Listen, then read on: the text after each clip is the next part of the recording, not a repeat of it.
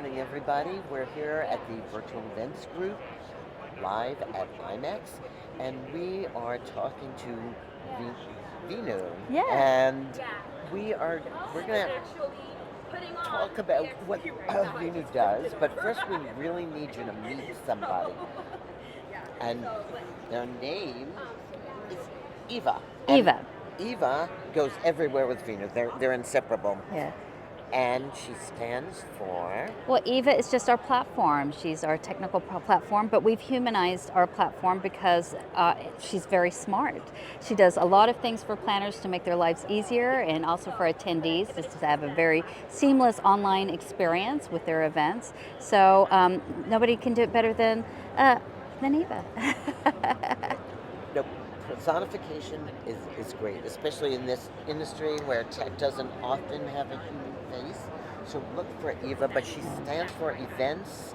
No, she doesn't. It doesn't actually stand for anything. She's just named EVA. She's just named EVA. But your company's The company's name is EVA Event Tech Hub. event, right? There we go. And tell us a little bit about what your company does. Sure, we're an event platform that we specialize in helping organizers find ways to extend their conference content. So thinking about what that engagement could look like, instead of just within 3 days at a conference, thinking about that engagement beforehand, during, and after. So really increasing engagement, increasing in excitement about the content, and really driving home the mission. And we do that through our interactive tools. We've got some AI matchmaking, networking, all sorts of great things for attendees, exhibitors, and sponsors. And we wrap it all together in our nice little platform, and we make it very easy for organizers to plan and to really think outside the box. And you've been doing this is not born during the pandemic. This is a well-established. It is.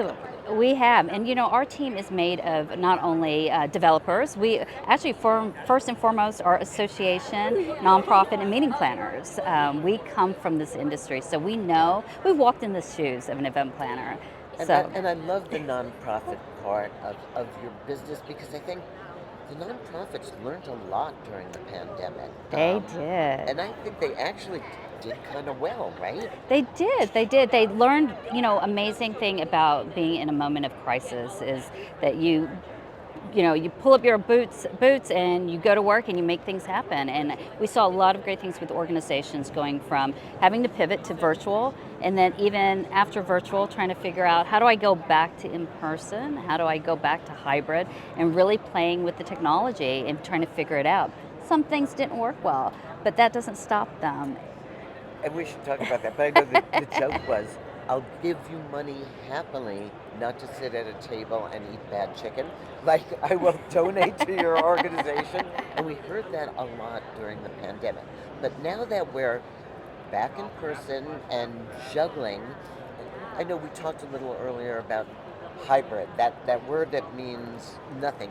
What did you learn about hybrid that stuck with you now that life's returning to something like normal? Well, it's interesting. Hybrid doesn't have one definition. I'm always asked, what does hybrid mean? And there's not one definition. And it means so many different things to so many people. So really understanding what that means to an organization, but more importantly, understanding what they're trying to accomplish, and how do they go about that. And hybrid doesn't always mean simulcast. It could mean doing, one of my favorite combinations is that if you have a conference coming up, what are some of the things that you can do event-wise or engagement-wise, get people excited about that? So if you have a session coming up and maybe the speaker wants to do a session beforehand to understand what people want to talk about, what are some of their questions, so they can enhance the session that they're giving.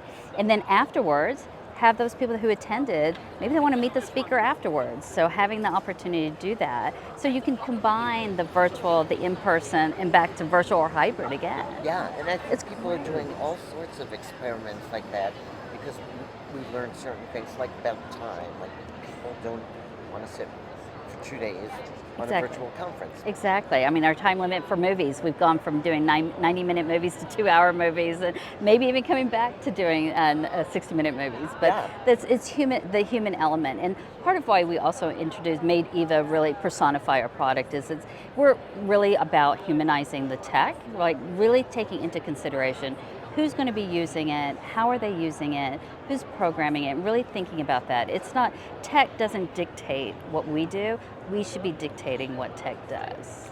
And so the reason you came to IMEX is It's an exciting time for event planners. it really is. It really is. And to be here on the ground with the best of the best in the world and hearing what they're thinking about, what they're struggling about, helping them overcome, especially in the tech world, that's where we specialize. But hearing them and saying, you know, we can help you with that, and this is how, or let's explore this and brainstorm.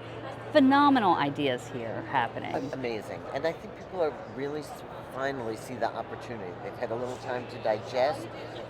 They've all teched up for the past 2 years, and the opportunities are, and you're right, hybrid does not mean let's do the event two ways at the same time. Right. It kills event planners, it kills destinations, it's It's not pretty, effective. it's pretty, yeah. No. And so your takeaways, where if we sat down here a year from now, what are you going to work on this year? It's really enhancing content for planners. It's not about the tech, it's about what can we do to help them really plan better events.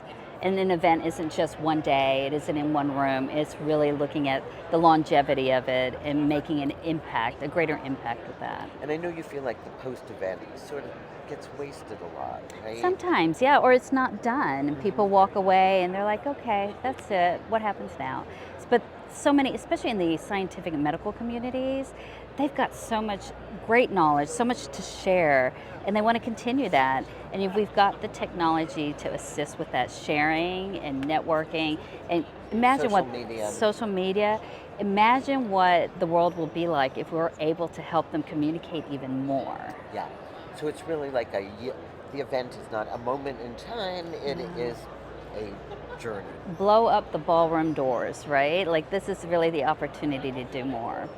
It is so good to talk to you, Vee. And I am really excited about what you're doing. And I think we should let Eva say goodbye to everybody. Yes. Yes. Because you've got to look for her wherever Eva. you are. She'll be around the world. Thank you so much, It's Robin. like, where's Waldo? Where's Eva? Thank you. Thank you It's so a much. pleasure. Bye.